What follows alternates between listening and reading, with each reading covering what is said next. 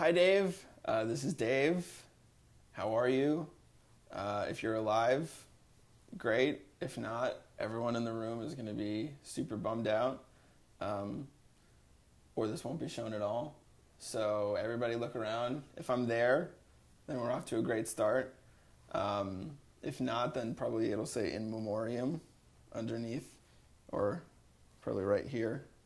They'll probably add that later in post. Hi. So at 26 in 2010, you are a writer. You're a comedian. 1 second. You love dogs. Jackson, come here. Jackson. Come here. You want to be in the movie? Jackson. It's okay. He'll stay. It's fine. Okay. You get very distracted by dogs. You love them. You've never had one. So hopefully by the time you're watching this, you'll have owned a dog, because that's like way at the top of your list of things to do once you feel like you're a responsible adult. Bye. You are a regular performer at the Upright Citizens Brigade Theater, which is a tiny black box theater in the middle of Los Angeles. It smells really bad. It gets really hot in the summer, and yet you somehow find yourself there several days a week.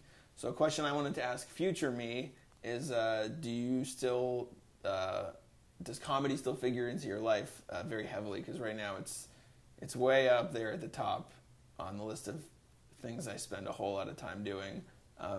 Gladly, voluntarily, but man, a lot of time. So let's hope something happened with that. Huh? Okay. Next question is, do you dress like an adult?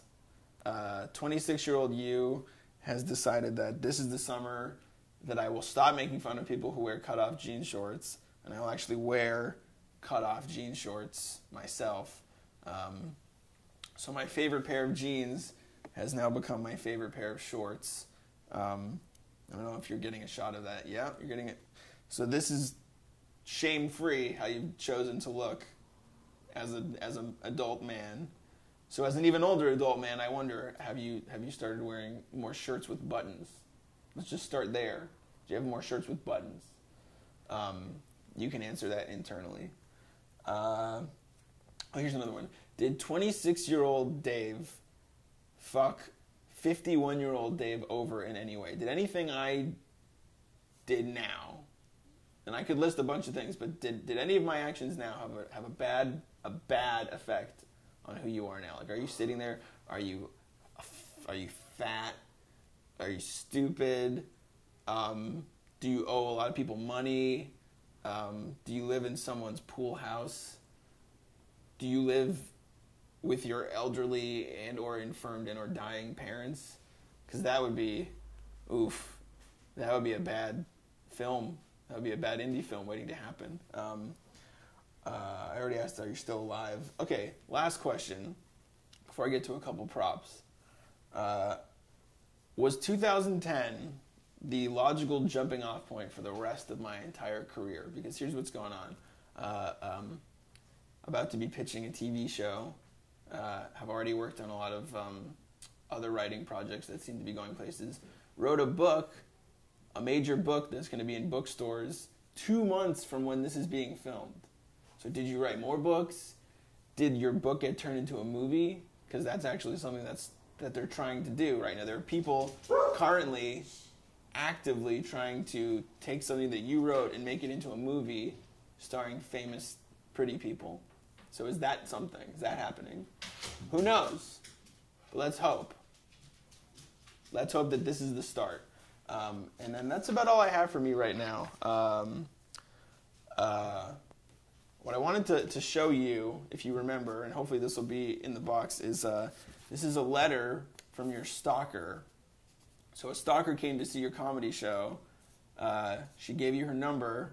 She sent you 1 million messages on various social networking websites and email. And then she found your car, and when you came back from a show, it was there. It looks like it was written by a tiny murderer, if you can see a lot of different colors. She drew you and your friend Mookie together. She says you're not very funny, in it because she's trying to get a rise out of you. She tells you that she wouldn't maybe sleep with you. She might say no, but she would never say no to your friend. She tells him, you could never rape me because I would never say no, ever. So a complete psychopath was really all over your junk when you were 26.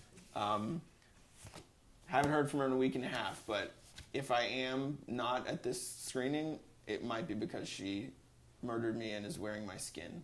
So if someone that looks like me with really saggy looking skin comes in, it's probably just this girl wearing my skin. So I'm going to put this in the box. Hopefully it'll still be there.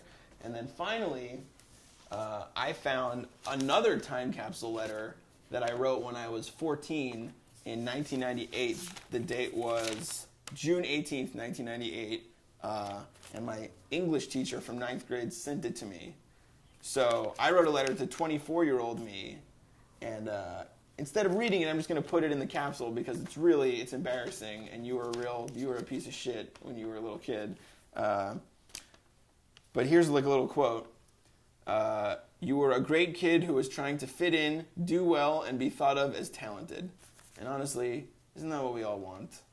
But I'm not going to let myself off like that easy because I also included something to help me remember my high school years, which was a copy of the school newspaper called the Sharon High Times.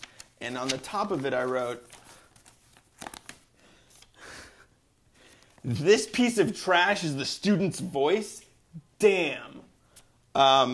Because apparently when I was 14, I cared deeply, and I wanted to tell my future self how deeply I cared. What I really think happened was I wanted my future self to think I cared, but I really didn't.